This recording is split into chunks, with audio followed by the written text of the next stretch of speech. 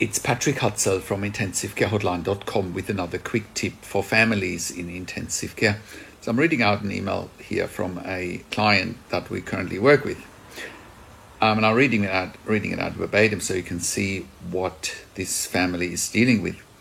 The ethics committee is forcing me to allow my uncle to turn his life support off or move him to another facility, i.e. LTAC. They told me that I need to make a decision by 3 p.m. tomorrow. Now she's naming the hospital, I won't name the hospital. The ethics committee and the doctors are so insulting and condescending when I want a question answered about my uncle's treatment. Your information is spot on, and I don't want to turn life support off from my uncle. I know he wants to live and I'm his power of attorney. They're telling me he aspirated and the ICU admission was then a result of an aspiration pneumonia. And I need time to save his life. What should I do? And then in her last sentence, she says, after Patrick's advice, they backed off. So here is the advice we gave. I mean, we're seeing this over and over again. That families come to us and they say, well, they've given me until 3 o'clock tomorrow, and then they are going to stop life support for my mom, my dad, my uncle, my sister, my brother, whatever it is, whoever it is. And hospitals can't do that. They can't just terminate life support without your consent. Since when is terminating someone's life happening in a vacuum? Since when? Tell me. End of life doesn't happen in a vacuum. There's laws around it. There's policies, procedures around it. They can't. I'll let you draw the conclusion what it is. If someone's life is stopped against someone's will, I'll let you fill in the blanks there. The bottom line is this: ethics committee always come in when the hospital has no more leg to stand on, and ethics committee seem to they're telling everyone, well, they do what's ethical. Since when is terminating life support? Since when is that ethical? So whenever the ethics committee comes in, our alarm bells go off. Why would they need an ethics committee? Is it not ethical to treat someone? Is it not ethical to prolong someone's life and see where they're going? Why would you need an ethics committee? Just putting it out there.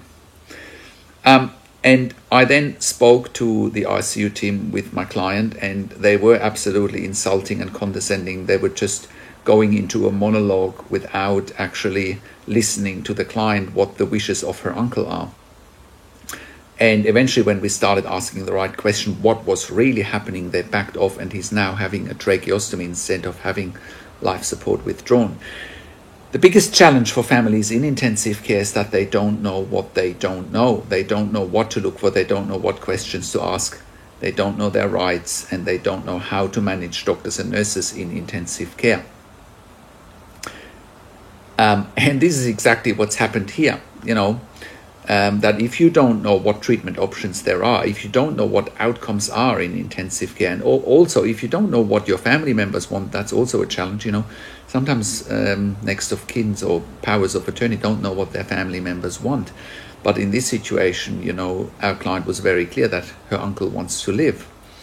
And, those wishes need to be respected under any circumstances. So ask the right questions, get the right advice, and we can help you turn situations around that look impossible,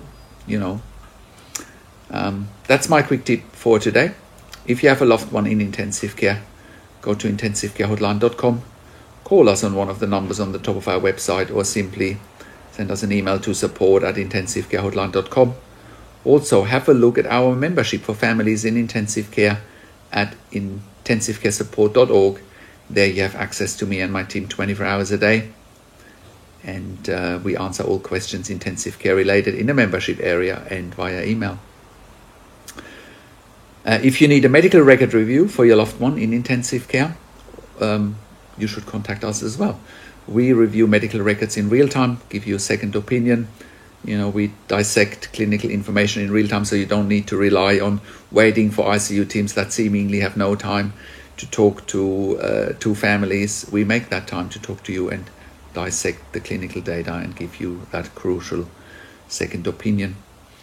If you need a medical record review after intensive care, we can help you with that as well, but we highly recommend to have that medical record review while your loved one is in ICU in real time.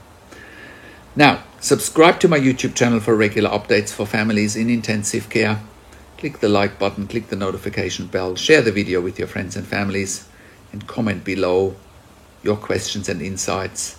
Thanks for watching. This is Patrick Hutzel from IntensiveCareHotline.com, and I'll talk to you in a few days.